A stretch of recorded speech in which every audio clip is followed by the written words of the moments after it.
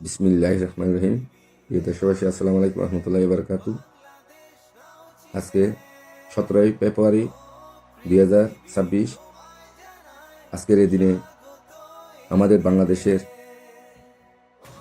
প্রধানমন্ত্রী জনাব তারেক রহমান সাহেব শপথ গ্রহণ করে ইতিহাসের মাধ্যমে আমাদেরকে উজ্জীবিত করেছেন। উনি আসলে এত যে বিচক্ষণ, দেশে আসার পর ওনাকে যে মানে সবাই নীরব ধৈর্যের মাধ্যমে কীভাবে নিজেকে এত উচ্চতায় নিয়ে এসেছেন, এটা ভাষায় বলার কোনো আকাশ নেই। উনি যেভাবে আমাদের মাঝে এসেছেন, আসলে ওনাকে তো এই দেশের মানুষ অনেক আগে থেকে চিনতেন, কিন্তু আমি কিছুদিন আগে একটা ভিডিওতে বললাম, প্রায় 15-20 দিন আগে একটা ভিডিওতে বললাম ওনার উপর আস্থা রাখার জন্য সবার কাছে। ও ভিডিওতে করলাম যে উনি 17 বছর যখন দেশের বাইরে ছিলেন, শুধু এইটাই রিএক্সেল করছেন যে বাংলাদেশে এসে উনি কী করবেন। এটা অতীতে কাউকে দেখে নেই, বলে নেই, কিন্তু দেশে ফেরার পর উনি আস্তে আস্তে একটা এক্সপ্রেশন দিয়ে যাচ্ছেন। তো উনি আজকে শপথ গ্রহণ করে আমাদেরকে উজ্জীবিত করেছেন। আসলে বাংলাদেশের আগামী দিনগুলো কেমন যাবে, ওনাকে সবাই অনুসরণ করবেন, তখন আপনারা বুঝতে পারবেন দেশের সময়গুলো অত্যন্ত ভালো যাবে, বিশ্বাস করতে পারেন। ওনার চিন্তা চেতনা আসলে দেশের চিন্তা চেতনা। উনি আসলে ওনাকে রিসার্চ করার মতো শক্তি বা ক্ষমতা আমার নাই। ক্ষুদ্র জ্ঞানের একটা মানুষ, ছোট্ট একটা মানুষ, কিন্তু মাঝে মধ্যে ব্যবসার ফাঁকে এই যে নিউজগুলা বা গণমাধ্যমকে একটু অনুসরণ করি হিসেবে, বা এলাকার ভিত্তিক কিছু খবর রাখার চেষ্টা করি হিসেবে আজকের এই দিনটাতে এসে দুইটা কথা বলার সাহসটা পেয়েছে, বা এটা চিন্তাটা করতে পারতেছে। আসলে মানুষের ভালোবাসার মানুষ একটা রাজনীতিবিদ হতেই পারে, যে কোনো রাজনীতিবিদ হতে পারে, যে কোনো দেশে হতে পারে, কিন্তু উনি যে এত যে ভিন্ন, এটা আপনারা নিজেরাই একটু গভীরে গিয়ে চিন্তা করলে বিয়ে করতে পারে। শুধুমাত্র উনি আসার পর ওনাকে নিয়ে অতীতের কথা বাদ দিলাম, অতীতে অনেক কথা বাদ দিলাম। 15-16 বছর তো ওনার মাকে নিয়ে, ওনার বাবাকে নিয়ে অনেক কিছু বলেছিলেন, কিন্তু উনি আসার পর ওনাকে নিয়ে যারা প্রতিপক্ষ ছিল তিনারাও কি করছে, অতীতকে ফলো। একটা ভিডিও দেখলাম যে, আমি মুরব্বী মানুষ বলতে চাচ্ছি না, উনি হয়তোবা তখন এই কথা বলতে বলতে এমন অবস্থায় বলে ফেলছেন, এটা ওনাকে দিয়ে মানায় না বলে আমি কথাটা আনতেছি। যে মুরব্বী পার্সেন্ট বলেই ফেলছে যখন, হয়তোবা উনি এভাবে না বলে সুন্দর হতো। জিনিসটা বলছে যে দুধ তার তোর ফ্যামিলি কার্ড, এই শব্দটার প্রতিক্রিয়া অন্য কেউ হলে কিভাবে করতো একটু চিন্তা করেন। উনি কিন্তু এটা নিয়েও কোনো কথা বলেন নাই, আমাদের জনাব তারেক রহমান সাহেব এটাও বলেন। আসলে মানুষ ধৈর্যের গুণ কত প্রকার ও কি উনি আমাদেরকে বুঝিয়ে দিয়েছেন। ধৈর্যের পর ঠিক এভাবে হয়। আজকের যে দিনটা উনি শপথ গ্রহণ করেছেন সেটাই হয়।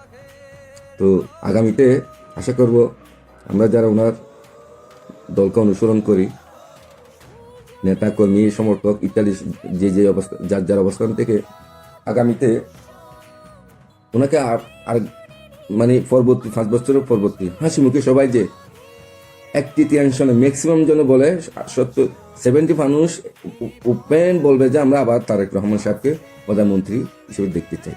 এই কথাটা আমি গত কিছু নির্বাচনের পর একটা বিরতি বলছিলাম, কিন্তু এটা বলার কারণ হচ্ছে যে আমরা অবশ্যই এখানে একটু উনি পরিবর্তনের স্বপ্ন দেখাচ্ছেন।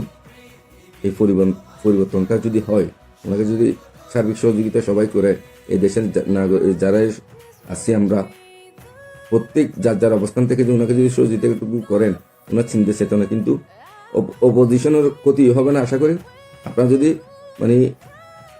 স্বার্থের জন্য এত বেশি যেটাকে বলা হয় প্রতিপক্ষ বা প্রতিদ্বন্দ্বিতামূলক বা অপোজিশনের দায়িত্ব, যেটা দায়িত্বের বাইরে গিয়ে যদি কিছু করতে চান তাহলে করতে হবে। কিন্তু আমার বিশ্বাস উনি আপনাদেরকে হতাশ করবেন না, আপনারা শুধু দায়িত্বের মধ্যে সমালোচনাটুকু করবেন। এটাই আমার মানে বিরোধী দলের প্রতি আমার এটা অনুরোধ। কিন্তু দেশ শক্তিশালী একটা দেশ গঠনের জন্য শক্তিশালী একটা বিরোধী দল দরকার, সেই কাজটাই আপনারা করবেন। তবে পেপাস অভিযোগ, অকারণে অভিযোগ, এগুলা যাতে ওনাকে বিব্রতবোধ না করে এরকম একটা চিন্তা আপনারা রাখবেন। কারণ উনি দেশ করতে এসেছেন, ওনাকে দেশটা করার সুযোগটা করে দেবো আমরা সবাই মিলে। এটা কিন্তু ওনার প্রতিজ্ঞা, ওনার পিতা মাতা ইত্যাদি সবাইকে উনি যে ওনার পিতা মাতার যে অতীত ইতিহাস সেগুলাকে উনি মাথায় রেখে আগামী দিনের কাজগুলো উনি করে যাবেন। এটা আপনারা বিশ্বাস করতে পারেন। উনি এলোমেলো কোনো কাজ করতে পারেন না, করবেন না। এটা কিন্তু ওনার ফ্যামিলির একটা ঐতিহ্য, আপনারা বিশ্বাস করতে পারেন।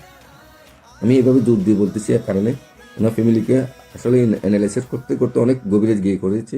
ওনাদের ফ্যামিলির মধ্যে আল্লাহর রহমত এটা বাংলাদেশের কোনো প্রান্তে গেলেও না, দক্ষিণ এশিয়ার মধ্যে কোনো প্রান্তে গেলে এই ধরনের ফ্যামিলি আমরা রাজনৈতিক পরিবারের ফ্যামিলি এরকম দেখতে পাবো না।